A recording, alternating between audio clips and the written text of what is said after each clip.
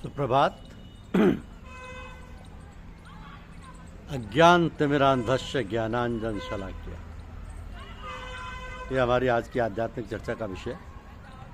अज्ञान तिमिरांधस्य ज्ञानांजन शलाक्य। जब प्राचीन महापुरुष संत ऋषियों मुनियों ने देखा कि सारा संसार इस रचना में फंस गया है, तो पहले बाहर में खोज किया, परंतु जब सफलता प्राप्त ना हुई और अशांति रही, तब अंतर में घुसे और उन्होंने बहुत समय, बड़े ही परिश्रम और लगन से प्रेम और ज्ञान का मार्ग प्राप्त किया। ईश्वर के प्राकृतिक नियमों को इस प्रकार अटल देखकर जाना और बूझा, तब उन्हें शांति मिली। अर्थात अटल प्रकृति के नियमों के फिर अंदर आने की और स्वतंत्र होने की, उसमें विलीन हो जाने का उपाय बताया। तो उन्होंने 7 लोक बतलाए। प्रथम मृत्युलोक, द्वितीय कामलोक, तृतीय स्वर्गलोक, चतुर्थ सूर्यलोक, पंचम जनलोक, षष्ठम तपलोक और सप्तम सतलोक। ये 7 लोग ऋषि मुनियों ने बतलाए।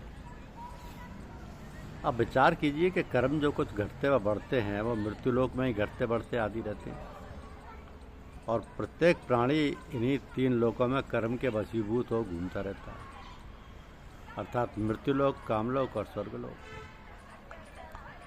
तो जो मनुष्य कम से कम इस मृत्युलोक में गुरु धारण कर लेता है, तो इन तीनों लोकों के बंधनों से छूट जाता है।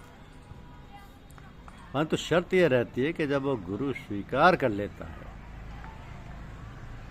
तो उससे यदि कुछ ना बन सके, तो जो हालतें या आदतें या विचार जैसे बन गए हैं, उनमें कभी न कर सके और अपनी मानसिक स्थिति का सुधार वो अपनी इच्छा या अनिच्छा के कारण न कर सके।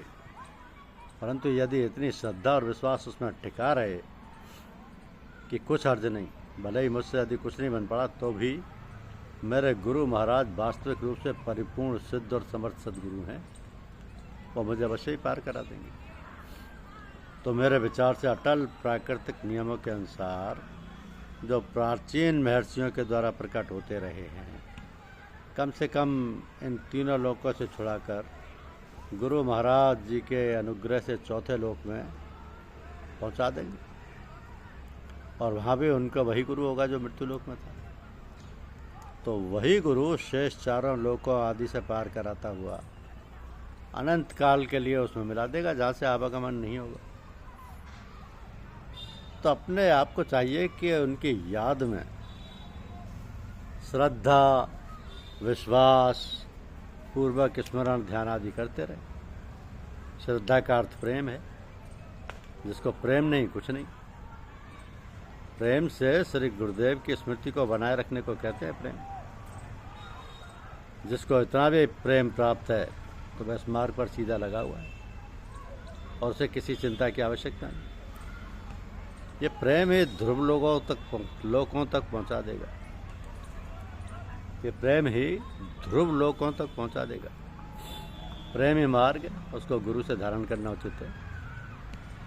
कथनी के घूर घने थोथे बांधे तीर, प्रेम बाण जिनके लगे तिनके विकल शरीर। तो उचित है कि मेरे तेरे पने को ना विचारिए, क्योंकि मनुष्य में यही बंधन का कारण हो जाया करता है और सदैव के लिए भटक कर अपने अस्तित्व को भूल जाता है और तंग होता है।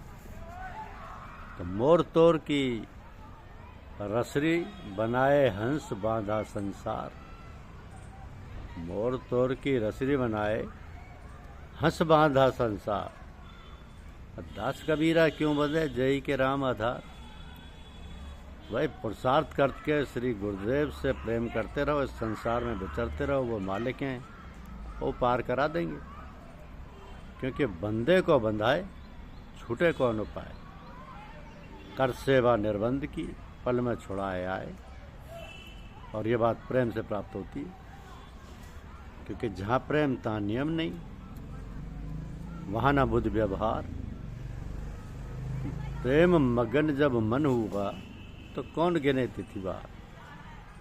तो निश्चिंत होकर जो कुछ आप कर रहे हैं फल को बिना विचार किए करते रहिए, क्योंकि भगवत परायण पुरुष फल की ओर दृष्टि नहीं करते, तो कर्म पर अधिकार रखते हैं और सर्वदा पूज्य गुरुदेव जी द्वारा उस परमात्मा की समीपता प्राप्त करके उसमें लीन रहते हैं। अपनी ओर निहारिए, औरों से क्या कहा। सकल देवता छाड़ के भजिए गुरु का नाम। संसार और उसकी सांसारिकता इतनी जटिल है कि मनुष्य स्वयं इसमें उलझ कर रह गया। अशांत होकर बिना जल के मछली की भांति छटपटाता है, व्याकुल होता है, शांति का इच्छुक है, पर वह मार्ग नहीं मिलता जिसमें परम शांति की प्राप्ति हो, वह बंधनों से मुक्ति हो जाए। इस संबंध में पूज्य चचा जी महाराज ने एक बार अपने एक सत्संगी को पत्र लिखा था। पत्र में दी हुई बातों को और अधिक खोलकर कहने व कुछ भाइयों की शंकाओं का समाधान करने हेतु पत्र में समझाया गया कि पत्र में सबसे मुख्य बात श्री गुरुदेव से प्रेम की कही गई है। जिसको प्रेम नहीं उसको कुछ नहीं।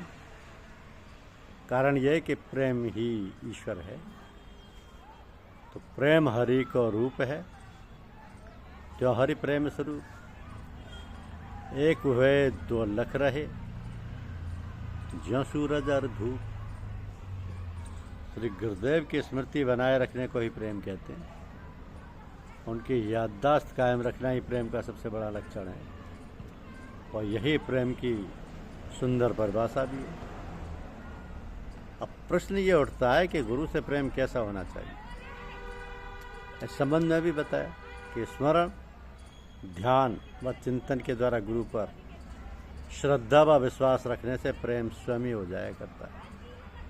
उसके लिए भी किसी विशेष प्रयास की आवश्यकता नहीं होती। धन्यवाद। YouTube चैनल को लाइक और सब्सक्राइब अवश्य कीजिए। शुक्रिया।